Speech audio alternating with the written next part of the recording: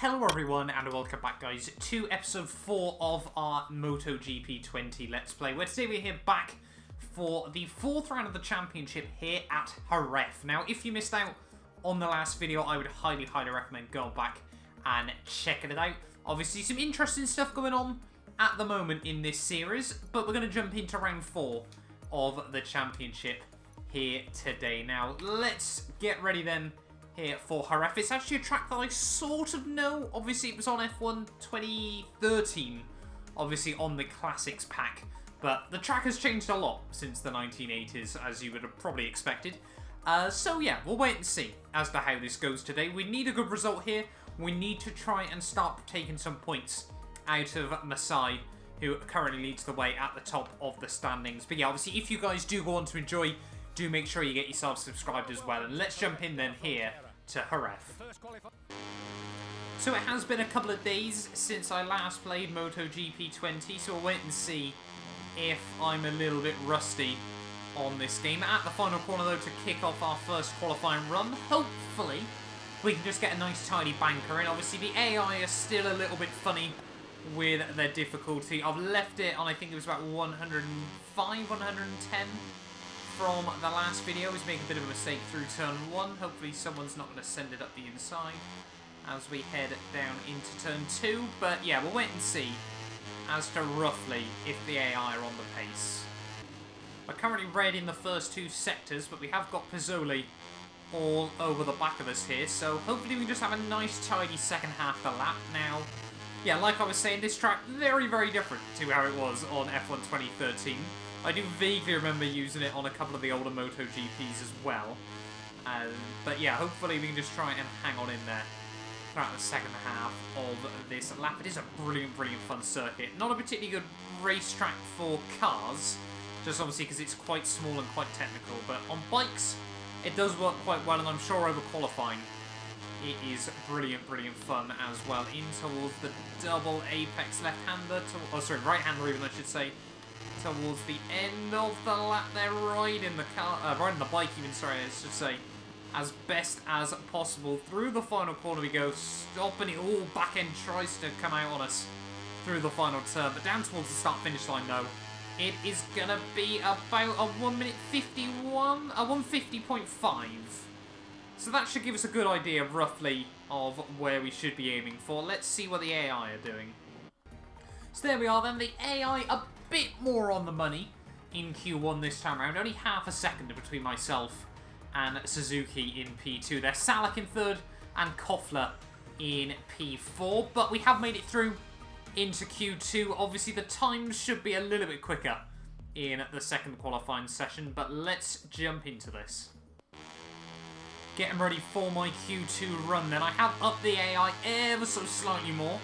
We're now running at, 110 AI on this game, so we'll wait and see as to what times they can bring out in this qualifying session. I'm basing that on the fact, obviously, we should also be able to improve on our Q1 run. Didn't get much of a better line through the first corner. Down into turn 2, get it tucked in nice and tidy there. Ride the curbs as best as possible. It's a risky strat, but one that I'm still trying to take at the moment. Through turn 4, this one is just about flat. If you get it right there, we've got a little bit of room on the exit. And yeah, we're red still in sector 1, but we'll wait and see as to what the AI can do throughout the rest of this qualifying session. Out, down, onto the back straight. Obviously, on F1 2013, there used to be a chicane down here. There definitely isn't one on MotoGP. Braking just after the 100-meter board into the hairpin. Try to make sure the back wheel doesn't come out on you. Luckily, it just about holds on this time round as we now head down into sector 3. Getting a little bit loose there. That's okay. Just have to lift out the throttle ever so slightly there as we head down in towards the final sector of the lap though. We just got this double right-hander to navigate just beforehand. Can we keep it tidy again? Just running a little bit wide there. Making a couple of small mistakes at the moment. They're just starting to crack a little bit under the pressure. Where are we going to be on the split times here? Make sure we get the bike even, I should say. I always call it a car, it's a bike, Matt. How do I not remember this? Slowed down nice and tidy there. That corner is completely flat. And then we've just got the final hairpin to navigate here. Break it down nice and tidy Through the final corner we go. Back end once again tries to get a little bit loose on us. Now it's just a case of looking at the clock, seeing what we're going to end up with here. It's going to be a 49.3. So we find another second over our Q1 run. But what will the AI be able to find as well?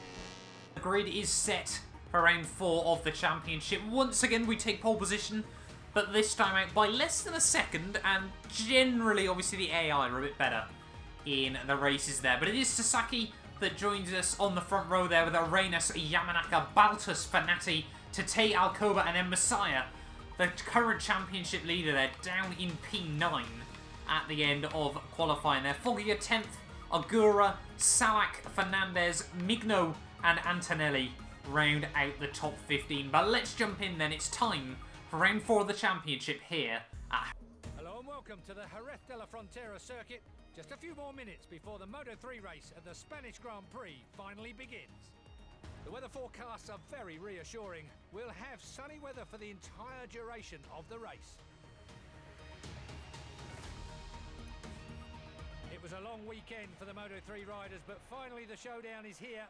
We're coming to you from the starting grid. There's just a few minutes to go before the race begins. So here we are then on the grid, ready for round 4 of the championship. Let's get some good new tyres on the bike, everything like that, ready for the start of this race. We might actually, I'm going to try and put some mediums on, because just how often we manage to burn through the set of these soft compound tyres here. So we're going to go for full mediums. We're also obviously going to top up the car with 10.2 laps of fuel, just because... No, sorry, I keep calling it a car, it's a bike, I know. Obviously, just to make sure that we can make it through to the end, as we do seem to burn through a lot of fuel on this game. But anyway, let's get ready then for the start of round 4 of the championship. We start from pole position once again, but can we finally get our first race victory of the championship? Only time will tell. Let's jump into this. Just a few moments to go until the start of the Spanish Grand Prix. These riders know it will be vitally important to take the first curve perfectly. Here we go then, an all-important turn 1 here, starting from pole position once again. Can we get a nice clean getaway this time around? Don't get lunged into turn 1. It's 10 red lights and it's lights out. And away we go. They're a very good getaway for ourselves. It seems like both the guys that joined us on the front row have not got off to a good run. So as we head down in towards turn 1 for the first time, taking a bit of curb there, trying to get these mediums up into a good window here. We have been able to get a good breakaway off the start of this race, and I desperately want to win a race in this championship there, and that has been the perfect start for ourselves there as we head through turn 4, keeping it nice and tidy as best as possible here. And yeah, now we've got already a half-second margin at the front of the field there. You can see Messiah currently moving up some positions there. Salak and Baltus moving up as well, but we're trying to make a breakaway here with Foggia. Obviously was leading the championship before he went over the handlebars last time out back at Argentina there, as we try and get it slowed down into the hairpin on lap 1. We're just at the moment holding on to the lead, but perhaps Foggia is going to try and go with me. Don't end up out there. We're going to be cheeky. We always allow ourselves 1 at the start of races. You know, like I said, we're rusty on this game. We haven't played it in a few days. Keep it nice and tidy that time round, and we do live to fight another day as we head down in towards turn 8 and turn 9. You can see Foggia already trying to make a bit of a breakaway with me from the rest of the field here, and if we can do that, that will probably be quite good in my eyes. I'm more than happy to try and work with him at the moment as we head towards the end of lap 1 there. Still leading the way at the moment here. Yeah, let's just try and build up a margin and see what we can muster up. Bit of a mistake at the final corner there. That allows Foggia to potentially have a bit of a look up the inside as we head down towards turn 1. He's got a little bit extra on the top end, it appears. There we're going to break early into turn 1. We know what the AI like for their dives, and there we go. Once again proving the AI love a good dive bomb here on MotoGP20. We'll get back at the inside for turn 2, though. A lot of contact between the pairs there. Neither of us, though, luckily going over the handlebars. So we can continue to... Well, I'm trying to work together with him. He's just trying to turn in on me, so I'm not too sure what that's all about. Perhaps he clearly doesn't have the same motives at the moment, but because of that, the gap's now up to 0.8 of a second. Ooh, we got a 3/10 penalty. Not quite where I want it to be. Running very, very wide there. That's Antonelli that somehow managed now to sneak into the lead. So the breakaway that I was trying to plan with Foggia has really not gone too well at the moment there. Antonelli now up into the lead of this MotoGP race there. And yeah, we've got Fanatec now up into P3, braking very, very late. And we're going to be cheeky. We're going to use another one there. Here. Now, I just want to try and do well in one of these races. Right, let's just brake a little bit deeper into the corner. Roll off the brakes a little bit more. We're going to lose the place to Fanatec, but we should be able to get it back on him as we head down the start-finish straight here. Come on, let's do this. We've got 0.6 worth of penalties now. Antonelli, fastest lap of the race as well. The AI, yeah, pretty much matching their qualifying times already in this race. As we get a big, big piece of contact there with Fanatec. Can we potentially have a look up the inside? No, we're just trying to hang on in there at the moment. The tyres are very, very warm as well, which is probably going to be costing us there. Foggia already down to P6, so he's completely fallen off at the moment there. And yeah, we need to try and keep up with the top two because we've got 0.6 worth of penalties as well. We cannot afford to lose more places because of that at the end of the day. That is some catastrophic understeer through there as well. Up the inside of Fanatec, we have a look for it. We're going to make it work once again. So we are managing to keep pace at the moment. That Antonelli seems to really be trying to make a bit of a break for it at the moment here. But yeah, myself and Fanatec still hanging on roughly with him. We're making quite a big gap from 4th downwards here. But I mean, we're already nearly halfway through this race as well. End of lap 3 of the 8-lap race here. And yeah, we seem to be a lot quicker than Antonelli in some places. You can see the gap we've been able to break over Fanatec. New fastest lap, there we go, 150.0. Antonelli, though, a 49.6. So the AI clearly finding a lot of pace in race trim here. We are definitely going to have to give it everything if we want to try and match Antonelli. The rears at the moment are taking an absolute pounding around this circuit. They're constantly red. That's not going to be a penalty somehow. We're up to 0.8 worth of pens, though, at the moment. So not only do we need to try and get past Antonelli, we also need to make a breakaway from him as best as possible here. Through the 3rd last corner. They're just about flat that time round.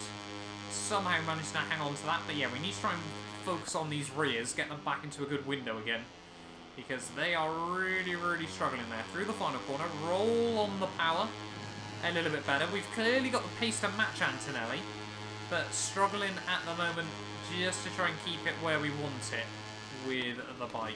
Let's just keep our head down and really, really focus.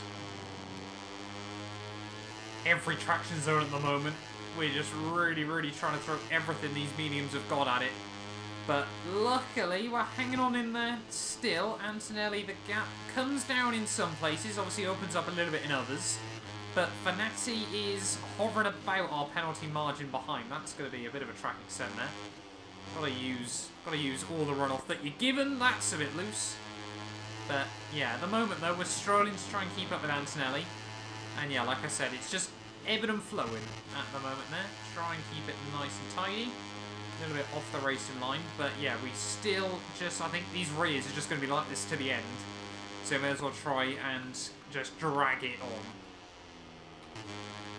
Coming on though to lap 7, the gap to Antonelli is coming down a little bit. We've taken a bit more time out of him at the moment here. Luckily the gap to actually now Suzuki up into P3 there. Masai jumping up into 5th as well. We're just trying to hang on and see if Antonelli makes a bit of a mistake. Speaking of mistakes, that's not exactly where we want it to be. And that might have just given him some breathing room. Come on. Let's keep our head down. We've got just over a lap to go. We seem to be strong in the final sector of the lap as well. So hopefully we can try and take a bit of time out of him. The tyres are barely hanging on in there at the moment. But we're just trying to believe we can't get another 2nd place. But even if we did, we take out some good points from our main championship rivals here. But yeah, look at that. The gap coming back down ever so slightly to Antonelli as we head in towards the final corner of the penultimate lap. Roll onto the power on the exit there. The back end still trying to get loose as much as possible here. We got just over a lap of fuel left in the bike as well. It's a 150.2. The gap to Antonelli is holding fairly stable. We just need to nail this final lap if we want to be able to try and get anything on him. But we'll see what we can muster up through turn 2. Just trying to keep it tidy there. Back end still just all over the shop, scrabbling for grip. Turn 3 fairly tidy. Through turn 4 completely pinned if you get it right. That's what I like to see. Turn 5.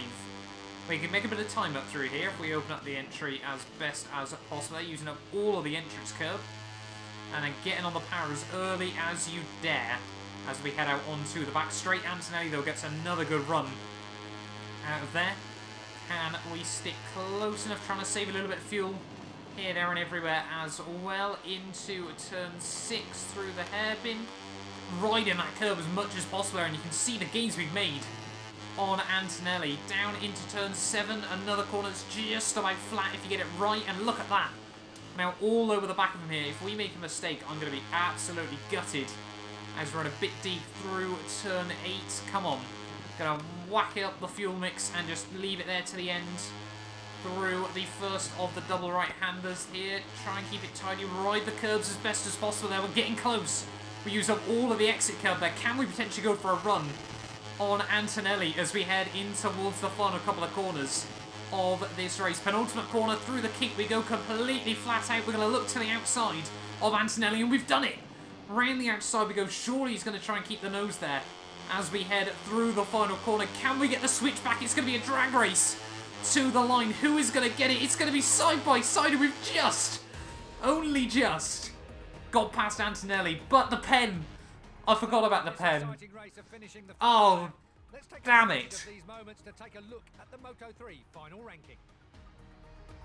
Oh, God, I completely forgot about the pen there. What a run that was to the finish line between myself and Antonelli. But in the end, he didn't have anything to worry about in that situation. And it's yet another P2 in this championship here. We are constantly the bridesmaid at the moment in this series. There, Antonelli, though, takes home the win ahead of myself. Suzuki in third, Fanatec, Masai, Migno, Foggia, Lopez, Agura in P9. And you can see we got McPhee, Vietti, Alcoba, Fernandez, Yamanaka, and Bolino, I don't know why I can't pronounce that name, as well in 15th. Arenas, Salak, Rodrigo, Garcia, and Toba rounding out the top 20 there at the end of the day. And in the Drivers' Championships, we're now up into P2, 17 points back now from Masai there. So a good haul of points today means we now jump past Dennis Foggia, who was obviously leading before we head into the last round of the championship there. Antonelli now up into 4th place there, jumps past Suzuki and Fanati with his first win of the championship there as well. Migno in 7th ahead of Lopez, Alcoba, and then further down the order we got Vietti, Arenas, McPhee, Baltus, Agura, Yamanaka, Tatai, Fernandez, Sasaki, Toba, Arbolino, Rossi, Salak, and then we've got obviously the guys at the bottom of the field still yet to score there. And in the teams championships, we're still 4th at the moment there. Nothing really we can do against the top teams. We just don't have any teammates that are capable of scoring good points there. But thank you all so much for watching this video. If you did enjoy, do make sure you get yourself subscribed, and we will be back next time out for round 5 of the Moto3 Championship here on MotoGP20.